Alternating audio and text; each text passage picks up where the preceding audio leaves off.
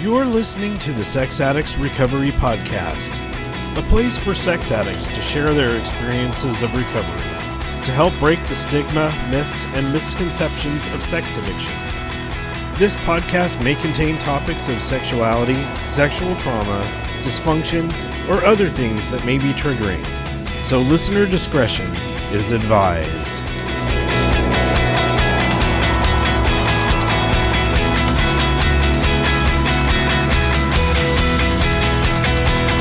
Hello, and welcome to the Sex Addicts Recovery Podcast. My name is Jason, I'm a sex addict, and I will be your podcast host for today. What's going on, everyone? Welcome to episode 101 of the Sex Addicts Recovery Podcast. This week, I'll be sharing a conversation that I had with Phillip B from the ISO office. Phillip works for the ISO as the manager for PICPC projects for SAA. Previously, I've talked to the PICPC committee on episode 65, which we called How Do We Carry the SAA Message to the Public? And again, for a refresher, and we talk about it in this conversation, PICPC stands for Public Information and Cooperation with the Professional Community, formerly known as Outreach. And as I mentioned in this week's recording, I originally met Phillip at one of the Bay Area Giving Thanks fundraiser events several years ago, where he was talking about funding various projects for the ISO. Similarly, Phillip was at our most recent intergroup meeting to talk about lifeline donations and new projects the ISO hopes to be working on. I had hoped to do a few readings for this episode from various pamphlets produced by the Literature Committee called What Does the ISO Do? And Lifeline Partners Make a Difference. And these are currently not available on the website, probably because of outdated information, but I do have a copy of the Lifeline Partners pamphlet that I'll be reading from, and I will also be reading information directly from the website saa-recovery.org. So looking at the website, there is a page there dedicated to information about the ISO. And I believe that I've read some of this information before on previous episodes of the podcast. The International Service Organization, ISO, of SAA is incorporated as a nonprofit organization under Section 501c3 of the U.S. Internal Revenue Service Code. As such, the ISO conducts the official business of SAA and, in addition, provides services and coordinates activities on behalf of the fellowship. The ISO office is located in Houston, Texas. The ISO serves as the center of business operations, as well as the focal point of communication and coordination among the autonomous groups within the fellowship. In keeping with Tradition 7, the ISO is supported by the voluntary contribution of member groups and the members of the fellowship. I'm going to highlight a couple of the things that they do. There's a whole list of them here. ISO conducts the business for the corporation, assures compliance with all laws and regulations governing nonprofit corporations, registers and protects the SAA trademarks and copyrights, maintains the ISO office. The ISO serves the member groups, members of the fellowship, and outside persons requesting information about or referral to the SAA program of recovery, publishes and distributes SAA literature and other materials used by local groups, publishes a bi-monthly newsletter called The Outer Circle, maintains telephone service for the benefit of the fellowship and as a public service for outside persons requesting information or referral, maintains a database of all member groups that have registered with the ISO, maintains secure websites for the purposes of outreach to the general public and service to the members of the fellowship, maintains the SAA store, which sells SAA literature and recordings of talks and workshops from international conventions, provides information to the media about SAA and our program of recovery. And man, there's a whole bunch of other things listed here. But in order for all of that to happen, the ISO does need to operate on money. And as was referenced, the money does need to come from SAA members. And so I wanted to read a little from another page on the website. Where does ISO income come from? And some of the stats from the Lifeline Partners is a little bit outdated. So this has information from the 2019 percentages of ISO income, that donations make up 63.5% of the money coming in. Literature sales is 26%. The convention is roughly 5%, and there's an endowment distribution, which is roughly 4%, and interest, which is roughly 2%. The information is on the website, and I'll be leaving links for that in the show notes. From these numbers, it is obvious that donations are the lifeblood for the ISO's ability to serve the Fellowship of SAA and do its part in carrying the message to the addict who still suffers. When it comes to donations, whether money or in-kind goods or services, the seventh tradition means that the ISO cannot accept anything unless it comes from an SAA member. That makes for a simple rule of thumb: if you are not a member of SAA, we cannot accept your support. However, if you are a member, the ISO can not only accept your donation, but needs and solicits it. And here's what I wanted to read about Lifeline Partners. In 1994, the Board of Trustees established the Lifeline Partners program as a way for individual members and groups to contribute to the ISO on a regular basis. This program has become a vital source of support for the ISO, and last year accounted for 38% of all individual donations. As a Lifeline partner, the member or group pledges to contribute a specific amount each month, quarter, or year. Some members fulfill their pledge by sending in a monthly check, but most arrange for the ISO to process their Lifeline partner gift using a credit card or debit card. And of course, I'll be leaving information on how to sign up for that. And I'll be referring to this page at the end of the episode for further information. And a little bit from the Lifeline Partners pamphlet, a few facts about ISO finances. Do the contributions arrive in a consistent and predictable manner? No, donations fluctuate randomly from month to month and year to year, with poor predictability. How does this affect budgeting? It makes it very hard to budget for our initiatives when it is not known if we will have enough revenue to cover more than our basic operating expenses. Many projects take planning, coordination, contracts with new vendors, and perhaps even an initial commitment of funds. However, we cannot make these commitments if we don't know that the funds will be available. How do Lifeline partner donations help? Since they are repeating donations that are processed automatically each month, your Lifeline partner commitments will improve our ability to budget and plan. We can predict if we will have enough money to complete certain projects and therefore begin work. And by reading those, I hope that should give some background on the conversation that I had with Philip. At the end of this episode, I'll be reading more from Philip's Giving Hope a Voice presentation that he did at our intergroup, and more information from some recent ISO emails. Now, I'm ready to turn it over to my conversation with Philip. Here it is. I hope you enjoy it.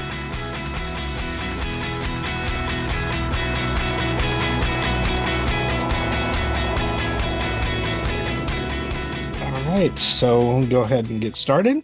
This week, I'm really honored to have our guest, Philip, and Philip works at the ISO under PICPC, and I've talked to Darren and a couple of the other guys from the PICPC committee, and so I've been really wanting to have you on for quite some time, and welcome, Philip. Well, thank you. I'm glad to be here.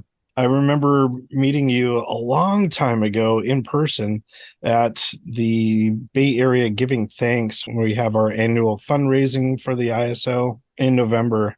And I remember that you came out to be a guest speaker and talk about some ISO information. And so it was an honor to meet you then. And, I've seen you over the years, whether it be on workshops or at other ISO Zoom calls and stuff like that. And this past month, we were honored to have you at the Bay Area Intergroup talking about some projects and things that we'll get to later on in this conversation.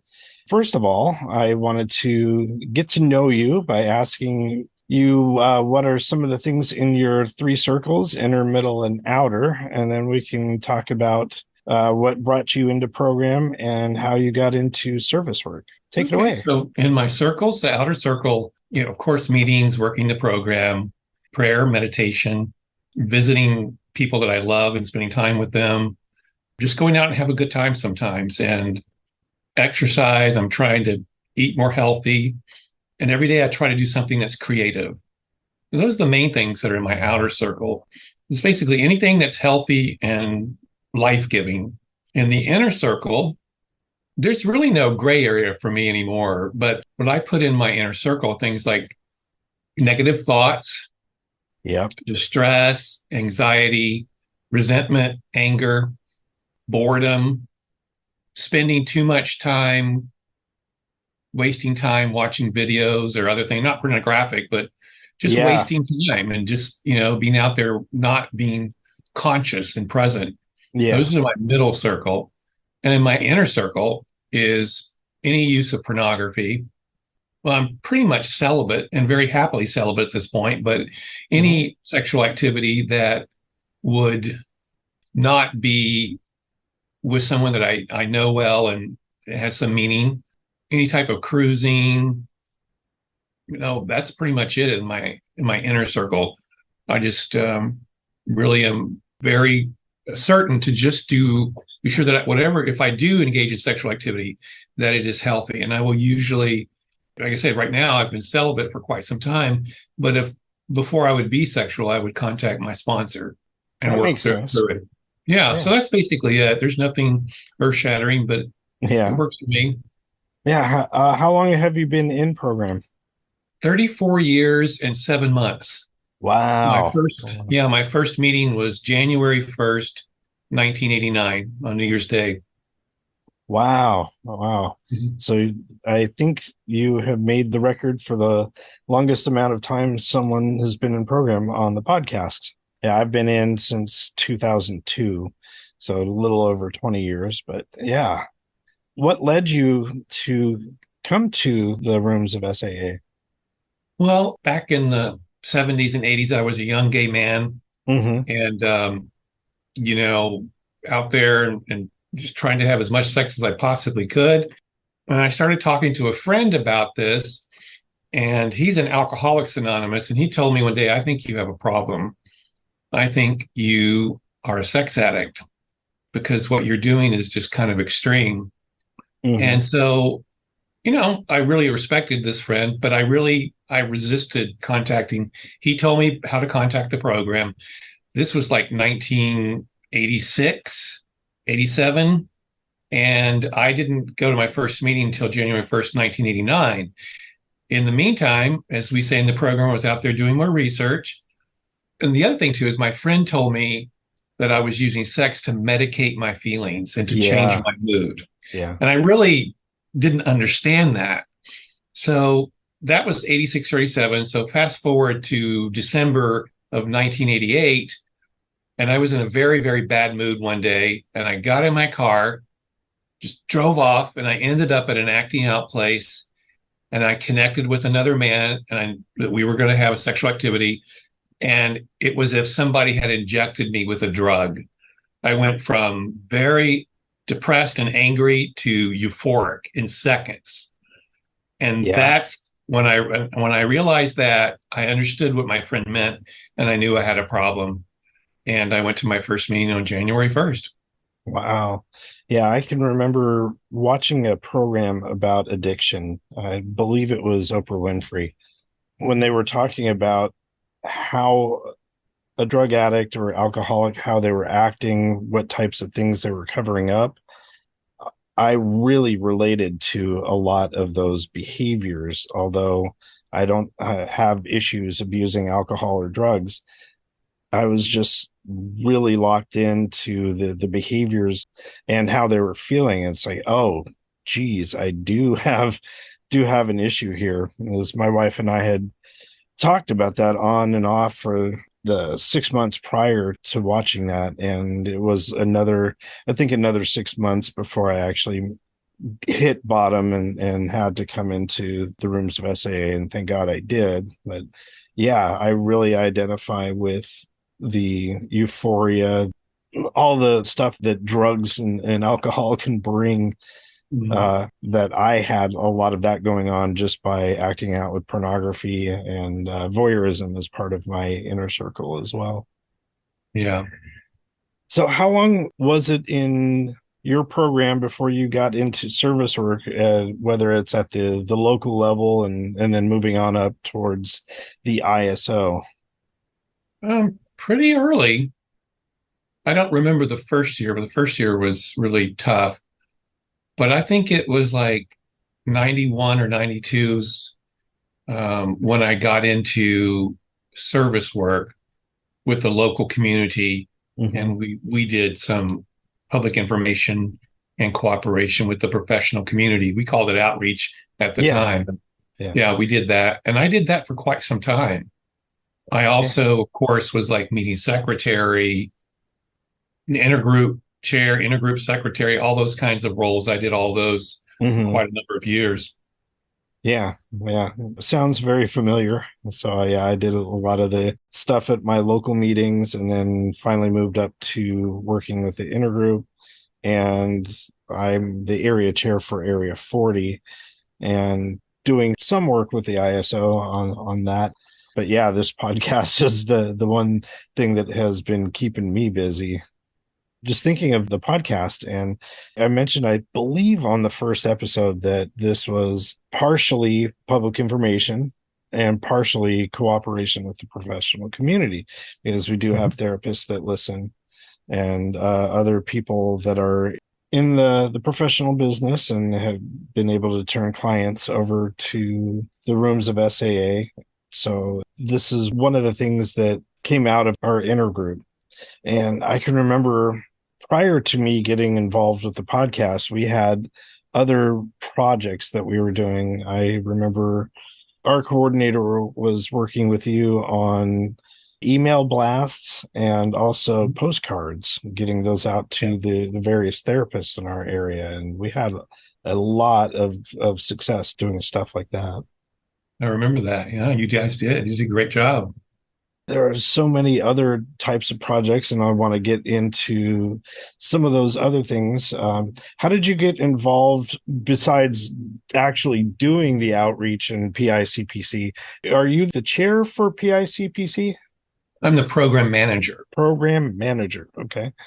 Yeah, so at the ISO office. how did you go from doing the work to actually getting involved with the management of this? I moved from St. Louis to Houston in 2011 and got involved in the program immediately. And a friend of mine in the program told me about this. He was leaving his job at the ISO. And I thought, okay, that could be interesting. Mm-hmm. So I applied and got the job. And then it took a few years. I started working in 2011. I think I started that year or 2012. And then I was assigned PI and CPC at the end of 2015. Okay, yeah, I remember hearing some of your workshops, and I actually attended a few on the one convention that we had on Zoom, and I can remember doing that and have listened to a lot of the various speaker tapes. I go back to the days when they were still on cassette, so I still refer to them as tapes, but the recordings and getting to hear things like that. But yeah, what I mentioned at the beginning of this is that you came out to our intergroup and we're talking about some of the projects that PICPC has going and the funding for that.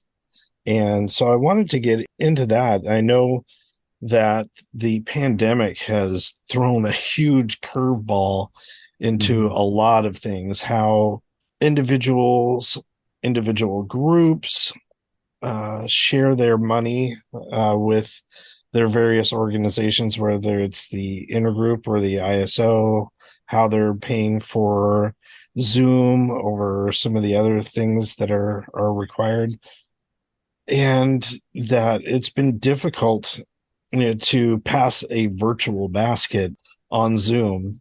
And so I know a lot of our groups, we just linked directly to the ISO for Seventh Tradition funds Mm-hmm. to go to that.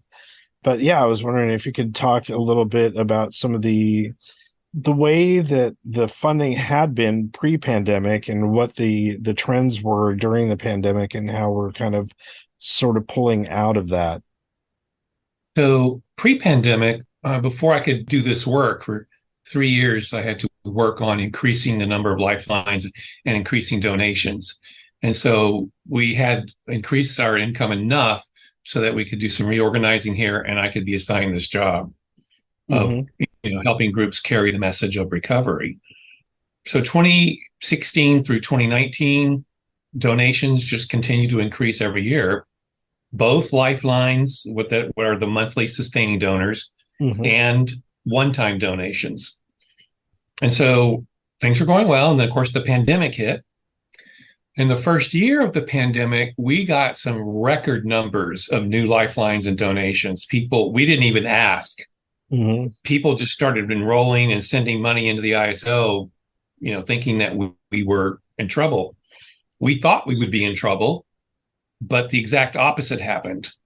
We had plenty of money that year, but we've also seen since the pandemic much more variation in Lifeline's numbers. And by that, Mm-hmm. I mean pre-pandemic, Lifelines were pretty steady. We were steadily going up. We didn't lose a whole lot. Post-pandemic, what we're seeing is lots of new ones, but lots of cancellations. Mm. And it's been Mm-hmm. hard for us with the cancellations to really keep increasing the number of lifelines. So we're basically treading water right now. And Mm-hmm. so I'm getting out to tell folks about lifelines and how important they are. The other thing too is group donations and individual donations are down significantly this year. And if we didn't have the lifelines, it would not be pretty. Yeah. Yeah. So we don't know what's causing the volatility. Mm-hmm. And I think with groups, we can assume that many groups are not meeting in person anymore, so they don't pass the basket. Mm-hmm. With individuals, maybe it's the economy. Maybe it's the uncertainty of things right now. I don't know. Yeah, I know one thing that I've noticed that as a lot of meetings are going from Zoom back to in person is they're now having to pay rent. Mm-hmm. The rent numbers have gone up depending on where we're meeting. So I am very lucky that my home meeting, we got locked in at a great rate over 20 years ago. And Oh dear it, Lord. it yeah, it has gone up slightly, but still very manageable. But some of the other meetings that I know of that they pretty much bring in exactly what they owe for rent. And so there's not a lot of wiggle room to donate to the ISO or to intergroup and things like that. But yeah, with so many of the new meetings that are on Zoom, I know for myself that I see the Seventh Tradition donation links at every meeting. It's like, yeah, I'll give when I can, and I'll give when I can, and I forget about it. And so, yeah, I do want to sign up for Lifeline Partnership. We appreciate it. Yeah, one another thing that I noticed is looking at our intergroup funding for the year. We just reevaluated our budget. Our fiscal year starts in July. And Mm-hmm. so in June, we go over our budget. And before the lifelines, we used to do kind of these one time big donations to the ISO at the end of our fiscal year, whatever money we had left over. Instead of doing that, we decided to sign up for Lifeline Partnership and distribute that money evenly throughout the year. Mm-hmm. And as our intergroup, the donations were starting to get skimpy, that we reduced our Lifeline donation per month. And it looks like we're going to be in a good spot and be able to increase that again. But yeah, we weren't seeing a lot of donations come in to intergroup Mm-hmm. from our individual groups. And so we've had to adjust accordingly. So I imagine that's happening on a micro scale at the individual group level and a macro scale at other intergroups as well. Yeah, and of course, the Bay Area and Houston have Hmm. been by far the biggest contributors. About 42%, 43% of all lifelines are from Texas and California. Wow. Wow. Yeah, so those two, we couldn't do without them. Hmm. And like I mentioned earlier, we do our annual giving thanks. Hmm. And that was, I believe, started by someone I know in San Francisco as part of his 12 step Hmm. that he wanted to give back in a way. And I've gone to a number of these over the years, and not only is it a great fundraiser for the ISO, but it's just a fun afternoon of just hanging out with program people and just a Hmm. non meeting environment where we can just hang out and have wonderful discussions. And you see people you don't normally see. Yeah, yeah, yeah. So I usually hit a certain number of meetings, whether they're in person here in the South Bay or on Zoom. And then there are people around the Bay Area that, I only see at giving thanks and at our retreat and a couple of other things here and there, but I don't get to see them all that often. And so it's like, oh, hey, how are you doing? Yeah. And it's such a wonderful thing. And it's been interesting to see that other groups have started doing giving thanks at various times during their year. I know, like, I think there's one in LA and other parts of the country that have started doing this as well. I think it's a wonderful Yeah. thing. It is a wonderful thing. And of course, it's greatly appreciated by the ISO. Hmm. So a lot of the questions that I get from people, and I often will refer them to the pamphlet, what does the ISO do? But a lot of people wonder what the money that comes into the ISO, where that all goes, because there is a lot of upkeep on the things that we do have, like the website and the phone numbers and the emails, but there's also paying for the office staff, doing the literature and things like that. So I was wondering if you could key us into some of the things that the ISO does do for the greater fellowship. I'm going to pull up a little document here so I can Huh? cheat. I'm going to pull up a little list here. So, without being too lengthy, what the ISO does every day is sort of function as a front door for the fellowship. Hmm. Many people contact us every day, and it's their first contact with the program. And of course, we refer them to their local groups. The other thing that's a very big deal is managing the bookstore Hmm. so that, when you guys order literature or chips or medallions, you get them quickly and efficiently. We have a very active prisoner outreach program. Hmm. Hmm. And right now we're getting more requests than we can handle than we have sponsors. But I talked to Harvey, the Hmm. man that kind of does that. He says this was some time ago. He was getting about 200 letters per month from prisoners here. Wow. And it's a huge job to get those sorted and assigned and tracked and all of that. And of course, they don't write directly to the prisoner. So the Yeah. prisoner writes to us. He has to scan that and email it to their sponsor Hmm. and log it in. So, yeah, that's a lot of work. Yeah, we got an inquiry here at the Bay Area Intergroup about San Quentin and trying to get the meetings started in San Quentin. And I said, that's kind of above my knowledge base. So I forwarded that email over to Harvey, and he Mm-hmm. responded right away. Yeah. And we've been working with the Southern California as well as doing the California Prison Initiative and trying to see what we could do. So we have people set up, but yeah, Harvey is our point of contact. Things that I'm not qualified to answer. It's just like, yep, we have someone for this. I'll send you over to Harvey. Yeah. He's very good at what he does. Mhm. You want me to continue with a few more things? Oh, yeah, yeah, please. Okay. So then, what I do is what's called public information and cooperation with the professional community. Many people may never have heard those terms, and it's a long story about why, but I would just say that they essentially are other terms for outreach. Hmm. So at the office, we don't use outreach. We use PI, public information, and CPC, cooperation with the professional community. So when I first got this job back in 2015, groups started calling me and they said, do you have a letter? Can you help us with the mailing? Do you have a flyer? Can you help fund us? Can you tell us how to do this or that? And quite frankly, at that time, there was nothing. When I got the job, I said, where are the plans? Where are the templates? Where are the past projects? And there was nothing, literally Mm. nothing. So we had to scramble. And so essentially what we did, what groups were saying is it was hard for them to get the message out.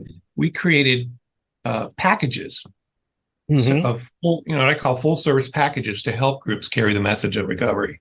One of those is the ISO mailing package. Another one is the ISO conference kit. The other one is the ISO mailing package. And we also have funding for online ads. Most groups are doing Hmm. Google ads. So once those got developed, more and more groups started carrying the message. When I first got in, I did an informal survey of the fellowship for about a year, and there wasn't much happening in terms of carrying the message. And so today, this year, we'll complete, and this is in addition to whatever local groups are doing. Just at the office, we're hopefully, Hmm. knock wood, going to complete about 43 projects. Oh, Uh, nice. yeah. So, they will literally reach thousands of people this year. Nice. When I heard information about the Google ads, that was one of the projects that I was hoping that we could do in the Bay Area. We haven't done anything like that in a number of years. We had talked about doing back of the newspaper ads, and I think we also had a promo spot on TV. But yeah, just thinking about this, and I believe that I've talked to Darren about this as well. But talking about the difference between attraction versus promotion, I get a lot of questions about that when we're trying to get the word out and talk Mhm. about doing Google ads and other types of things. And people ask, well, isn't that promotion? And I say, no, it isn't. It's letting the world know that we exist. And so I was wondering if you could talk a little bit about that. That's Tradition 11. Yes. Yeah. So when I started doing this work, I got a lot of questions too. Hmm. And I realized I did not know what those terms meant as laid out in Tradition 11. Hmm. So I went through Tradition 11, and it does not say very clearly this is attraction and this is promotion. But what it Hmm. does say, these are things that we should do and these are things that we should avoid. Yeah. And from our Green Book, pages 94 and 95, promotion means breaking anonymity at the level of radio, press, TV, celebrity endorsements, identifying the program with an individual, claims of effectiveness, just trying to increase our membership for the sake of numbers, Hmm. diagnosing people, telling people they should attend meetings, or telling them that they need recovery, and giving advice. Hmm. That's it. That's promotion. So people often believe that it is advertising. Yeah. That it, Yeah. it does not mean that. In fact, we should be advertising as Hmm. much as we possibly could. And so that has been a big battle. When I first started, some groups were just really even hostile toward me and very angry Yeah. about it. So I've had to develop a course called Attraction versus Promotion. Hmm. Hmm. Would you like to hear some of the things that AA calls attraction? Sure. Because I went to AA too, because we Yeah. don't have a lot of literature on this. Attraction, this is from their 12 Steps and 12 Traditions, pages 180 through 183. Attraction means immense and favorable publicity of every description. Newspapers, radio programs, moving pictures, television, building goodwill with the press, close contact with your local paper, getting news reporters to tell our articles. I go on the list here. Placing ads in a newspaper, signs, phone listings, directories, radio and television shows using sophisticated media techniques. Mm-hmm. All right. So attraction is very active. It means doing as much as we possibly can, using the media, working with professionals to help them, to get them to help us. But, it is the essence of attraction, as I see it in AA, is publicity, publicity, publicity. Yeah, and a lot of people around the world easily identify Alcoholics Anonymous. And a lot of people that I get a lot of emails, people listening to the podcast, and they said they never knew that there was a program for sex addiction. And I point out that there are several, but SAA has been around since 1977, and we are there for help with sex addiction and trying to get that into the ears of the public, that when they hear about sex addiction, that they can think about Sex Addicts Anonymous. Versus anytime you hear about alcoholism, people immediately click to AA, but that isn't always the case with stories that we hear around sex addiction. Well, I would say to folks, first of all, I try to teach them this, and I try to teach this, and I'm not saying I'm some great guru. I mean, I had to learn it. Mm-hmm. I didn't know. And AA is a household name pretty much anywhere in the world. Mm-hmm. There are AA meetings. And this is what they did. They were out there using the media, going to conferences and educating professionals, all that stuff. They've done it for decades, and they continue to do it. And their household name. Mm-hmm. We didn't start this until really in any sort of methodical way until 2015. Wow. So we got almost some 40 years after our founding. Yeah. Almost 40 years. Now, there were sporadic efforts here and there, and I'm not in any way criticizing. I'm not. But we didn't have the resources. AA has, a PI and CPC department, or whatever you call it, a desk. I think they call it a desk. We didn't have that.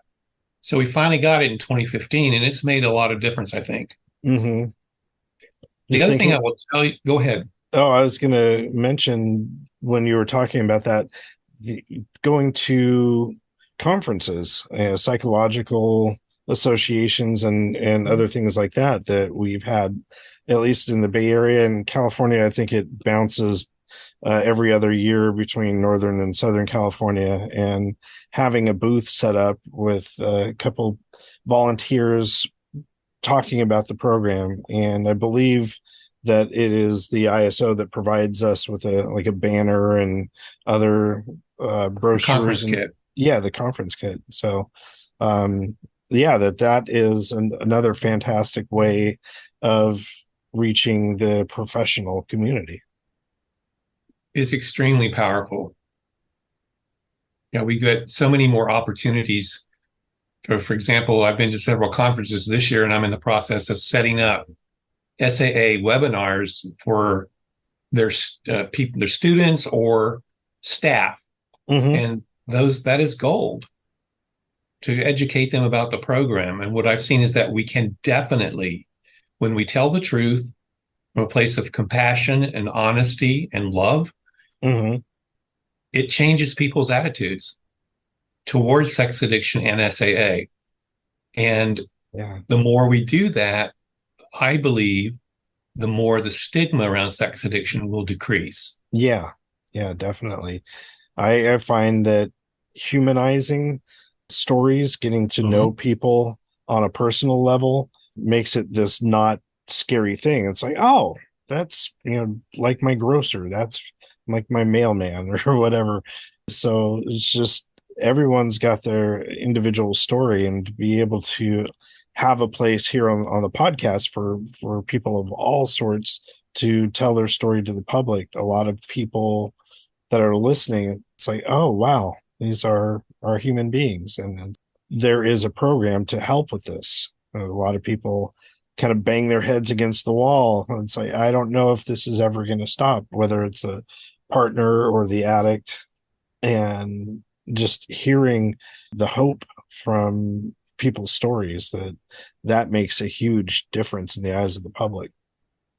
I wish people could be in the rooms when these presentations are done. You Yeah, can watch the transformation happen. yeah, yeah. I remember turning away a lot of nursing students and people that want to write papers because so many of our rooms are closed meetings, meaning that the meeting is just for the addict. So we don't allow outsiders to come into those meetings. But I believe there is a real importance for having open meetings so other people can hear more information. And I know that we've had ideas about starting new open meetings here in the Bay Area. We've got a couple, but if you look at the majority of our meeting listings, most of them are closed.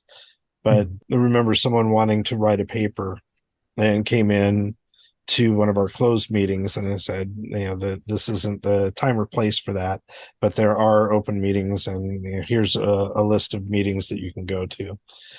But yeah, so you actually do like webinars on things like that? Yeah, I've given webinars to PhD candidates, University of Wyoming, that was their clinical counseling. Hmm. Um, I don't know if they're in a master's or PhD level. I can't remember. We've spoken to a smaller university. I believe it was in Tennessee, and I can't remember the name of it. You guys did presentations to the University of Southern California Hmm. School of Social Work, and I've given presentations to the Prince George's County, Maryland Health Department. Hmm. I've got two coming up shortly. Well, I just did one for Jewish Family Services in Connecticut, and I'll be giving a presentation to another group of PhD therapist kind of candidates. Nice. Just thinking of like law enforcement. Do we ever go out to places of law enforcement? I don't know if we still have it, but we had what we call a John school, people that had been arrested for soliciting prostitutes, that we had a speaker come in and talk about that. But that was from our intergroup level. And are there things like that that the ISO does? Yeah, Harvey would be a better person to talk about it. Yeah, yeah. But I know that the Prisoner Outreach Committee and Harvey are working to get SAA meetings started in prisons, and we have some that are already there.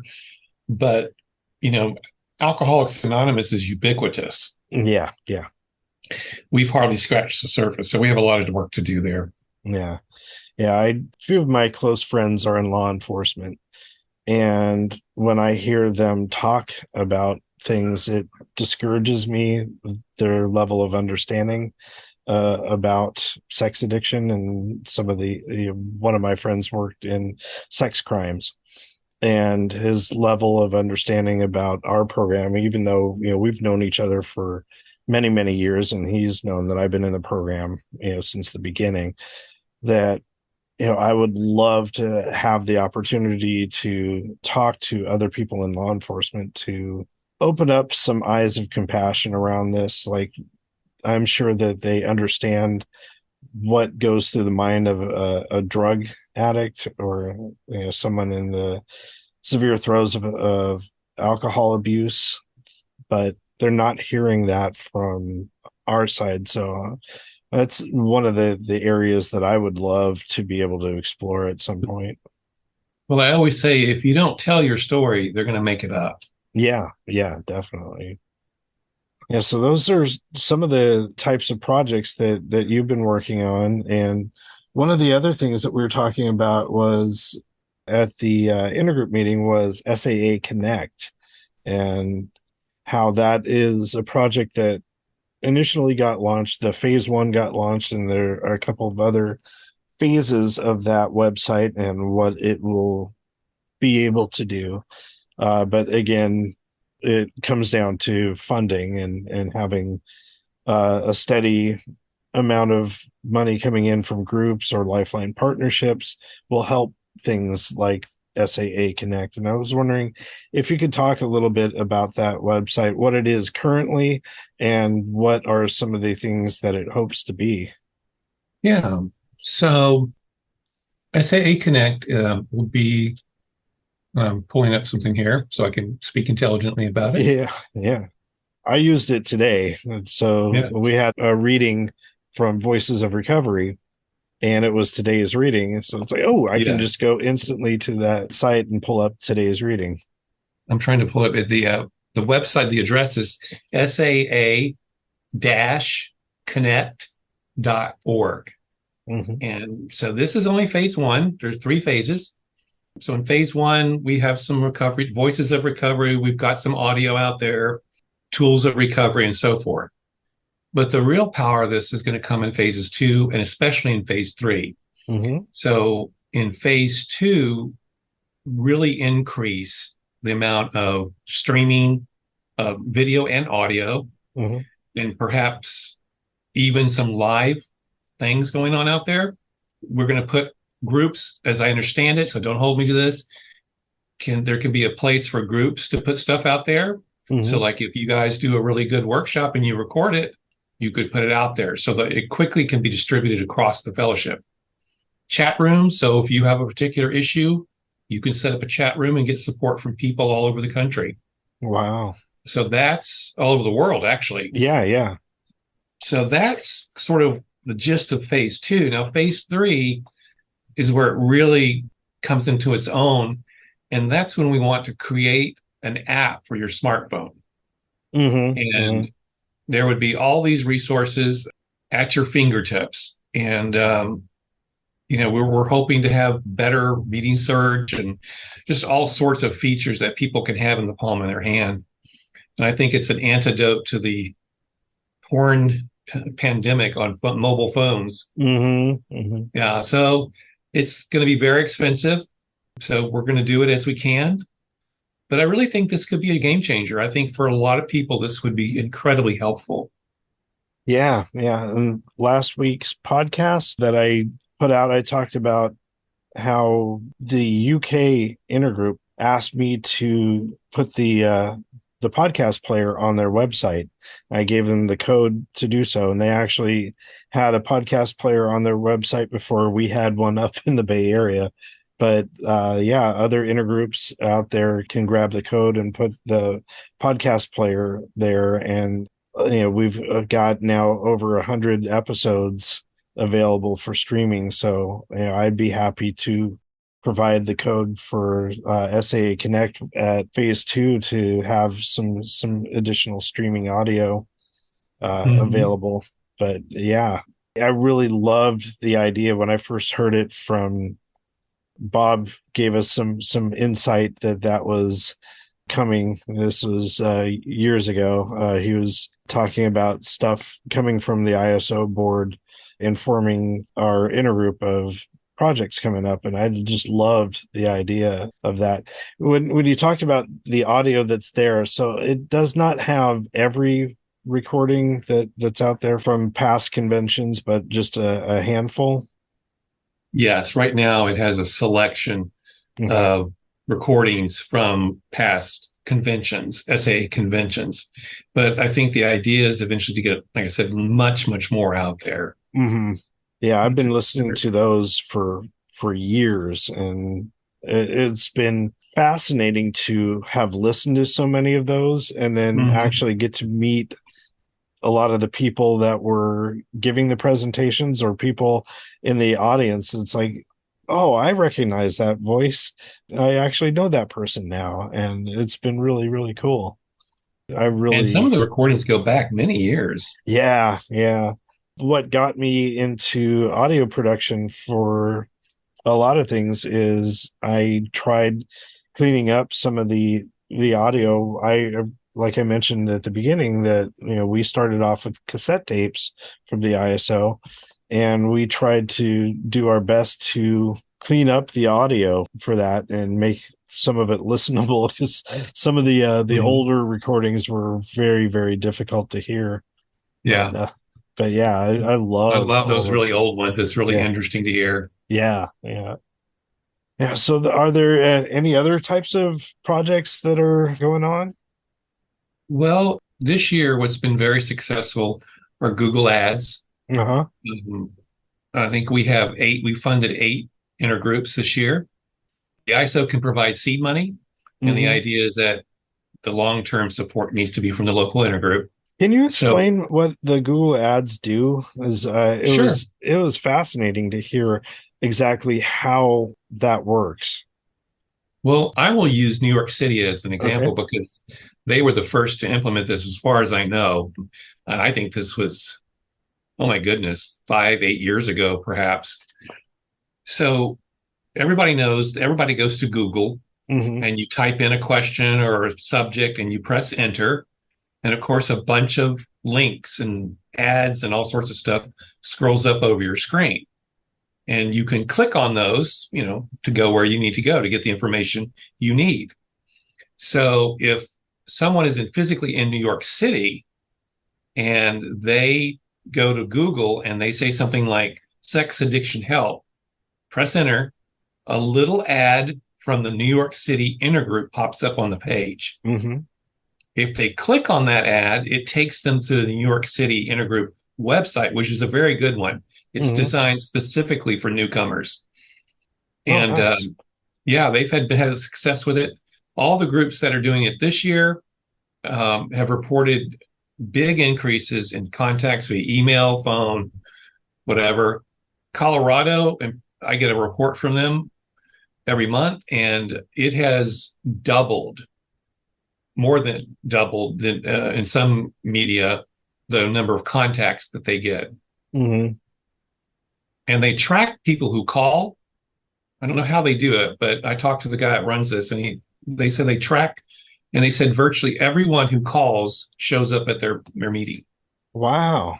Yeah, that's impressive. And, It is very impressive. So it's being used in, let me pull it up right now, real quick. Let me pull up the project list. Can't keep them all straight. hmm. Okay. Google Ads. All right. So this year we funded the Israeli SAA intergroup, Hmm. Alabama intergroup, Orange County, California intergroup, North Bay intergroup, Hmm. Hmm. Southern Arizona, Ohio Valley, that's Columbus, Hmm. the Colorado intergroup, and Madrid, Spain. Nice. So yeah, it's been Yeah. very effective, very effective. And of course, Yeah. there are other groups that are doing it. I know the UK is, New York is, and there might be a few more out there. Hmm. Yeah, I think But it's about accurate. Go ahead. yeah, I was going to say I think I heard about it in Italy as well. That they were, Oh, wow. I didn't know that. yeah, doing Okay. something similar. But yeah, Um, how it works that you pay a certain amount and the ad will show up until you reach that amount for the month, I yeah, you guess. And set a then monthly budget. okay. And So, you're like, you set a monthly budget of $250 or $100, and every time someone clicks on your ad, it's like a checkbook. It subtracts from that $100. When the okay. $100 runs out, your ad stops showing until it reloads for the next month. Okay. So you can totally control the budget. That's awesome. When I first heard about that, it's like this is really a new avenue to explore, and I'm hoping that our group will be able to do something like that. Well, I hope so too, because I think the main thing is you have to be incorporated as a nonprofit. That's Yes. can't do it without that, and you need a good website, Hmm. a really good website or landing page for people who click on the ad. Yeah, yeah, we just migrated our old website over to our new website last year, and it's got a lot more functionality out of it. One of the things that I love, and this brings up another thing to talk about, is on our meetings page, is that we can search by location in the Bay Area. Is even though the Bay Area is like one area, it's also several different subsections. So we've got North Bay meetings. North Bay has their own intergroup, but we also list their meetings on our site. We've got San Francisco, we've got the South Bay, the Peninsula, East Bay, Central Valley. So you can search by that. You can search by type, by day. A lot of different parameters you can set up for meetings, whether they're in person or on Zoom or hybrid. You can do all those things. And one of the other things that I heard in your presentation with our intergroup was trying to overhaul the SAA-recovery.org meetings searchability. That is an ongoing project that is going to be pretty huge.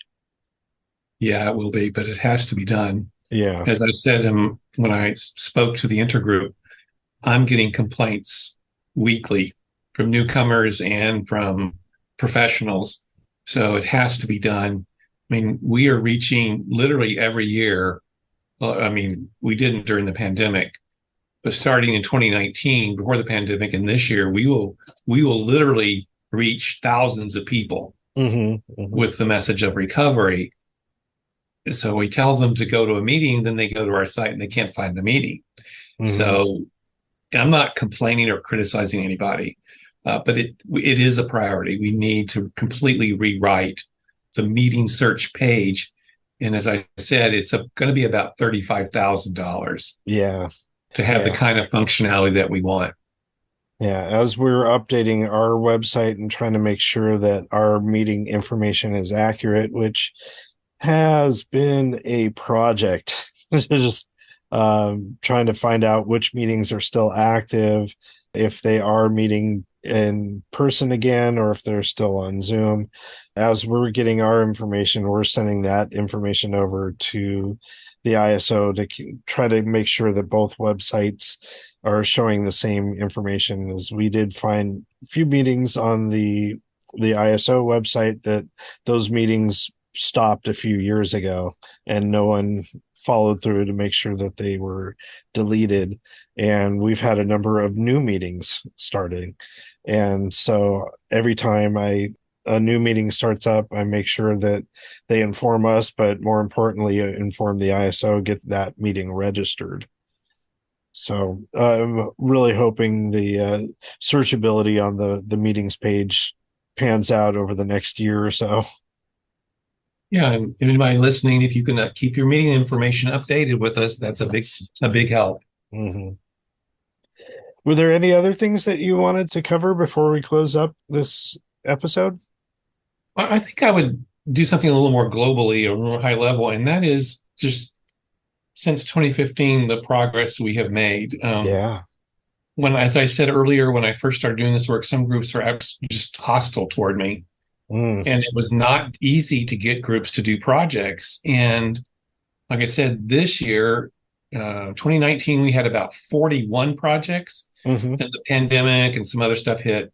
So this is the first year that we're back up. But it's not just the number of projects, but it's the number of intergroups and groups and volunteers that now understand the importance of PI and CPC. And there's a lot of angels out there. They're doing some wonderful work. And, I'm just very privileged and thankful to be part of it.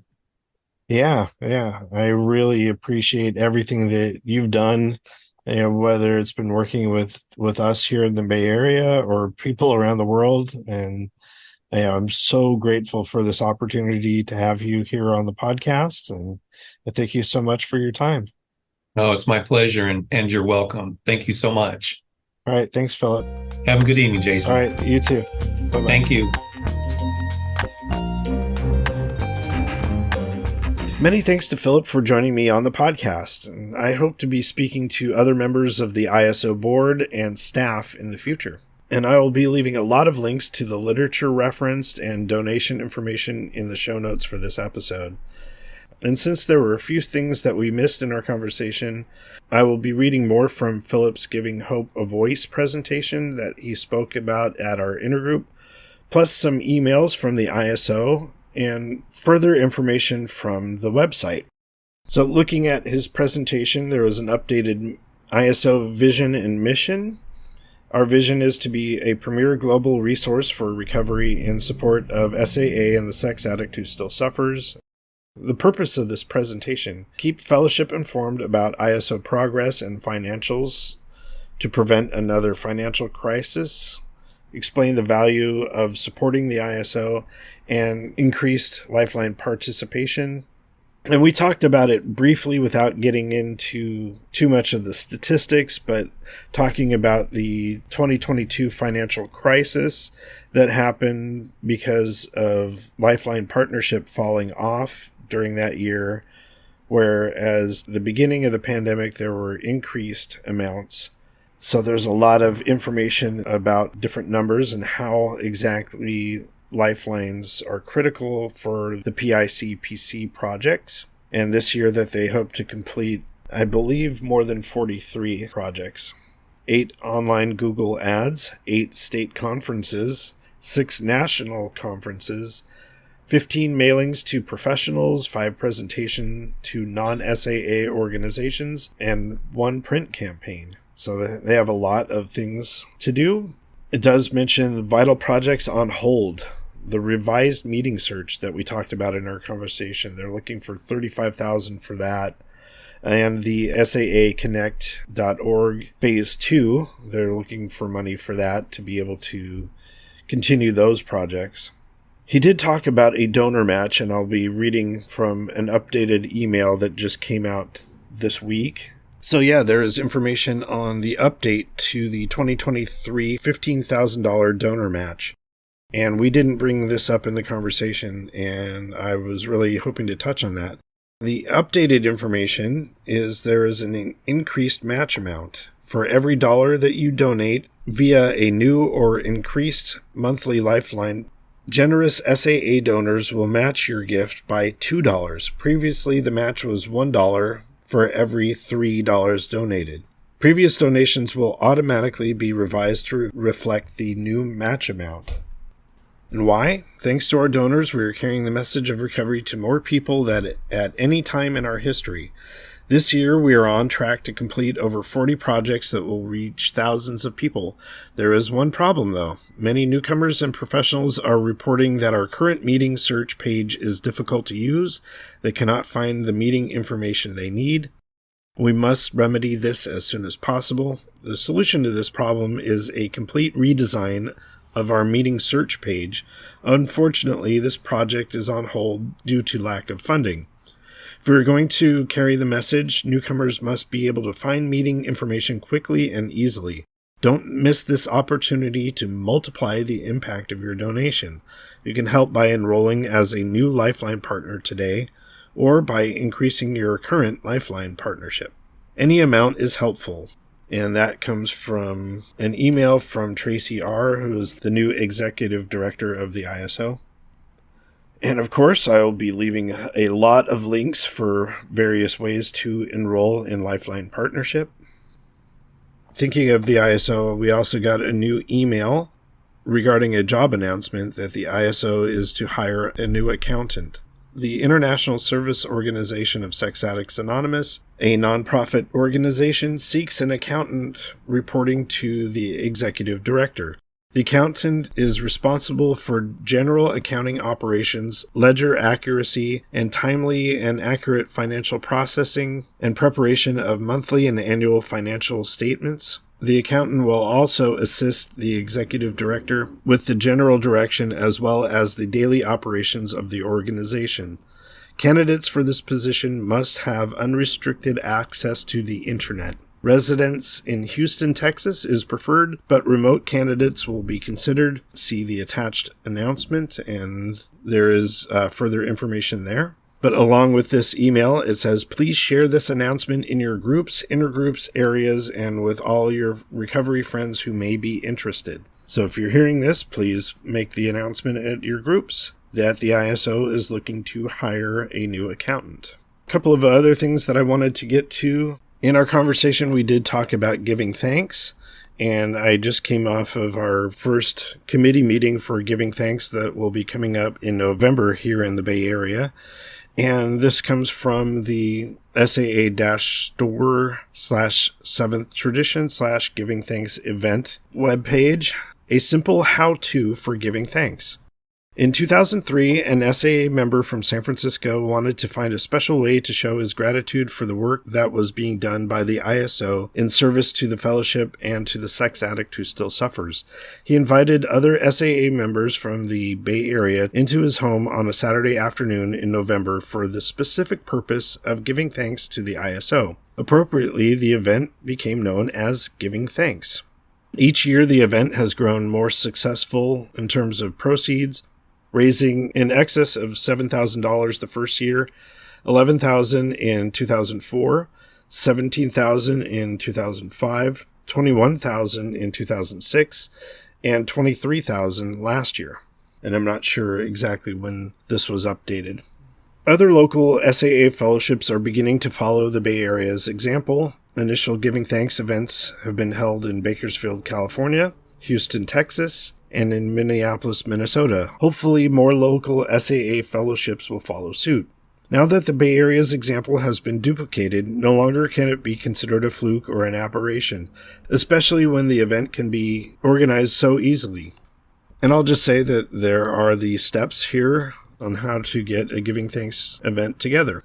One of the other emails that I got from a fellowship that I've talked about here on the podcast, the Puget Sound Retreat Committee is doing their annual Serenity on the Sound retreat, and this year it will be in person up in Washington.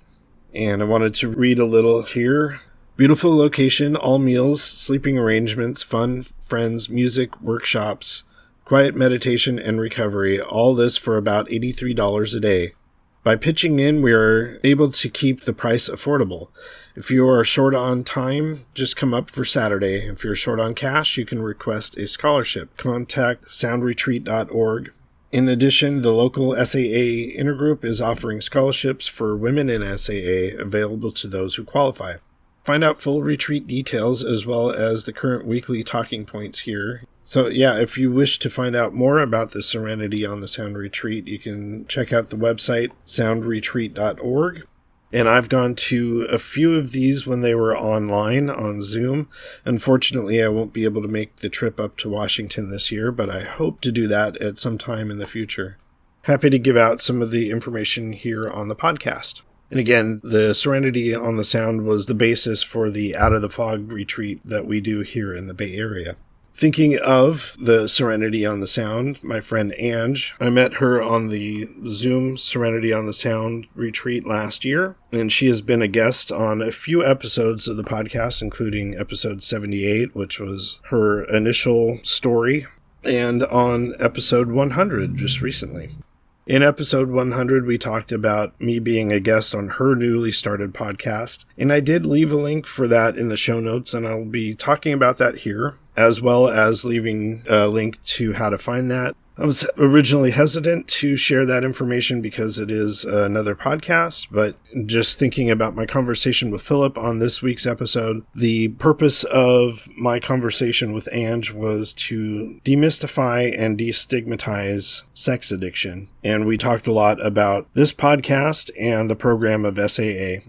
And so that podcast is the Recovery Advocate Network, Coffee and Conversation. And the episode that I was on was episode number 6, which was titled Demystifying and Destigmatizing Sex Addiction with Jason, the host of the Sex Addicts Recovery Podcast.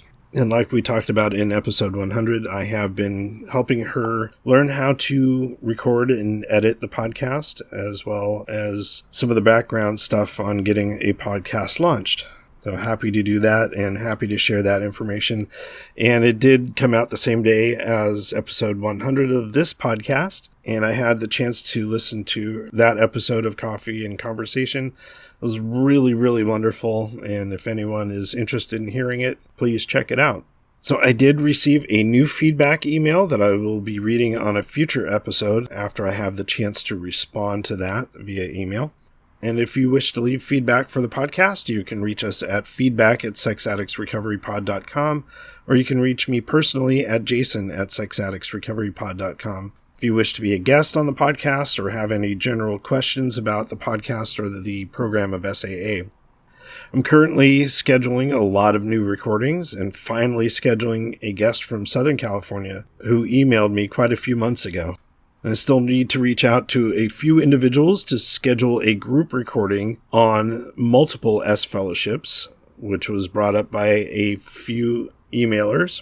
Upcoming, we also have the last installment of our tradition study, as well as recordings from the next SAA and COSA speaker meeting, so lots to look forward to. Well, that will do it for this episode. I thank you so much for listening, and as always, keep coming back. The views and opinions contained in the Sex Addicts Recovery Podcast are those of the participants and do not necessarily reflect those of the Bay Area Intergroup or the ISO of SAA.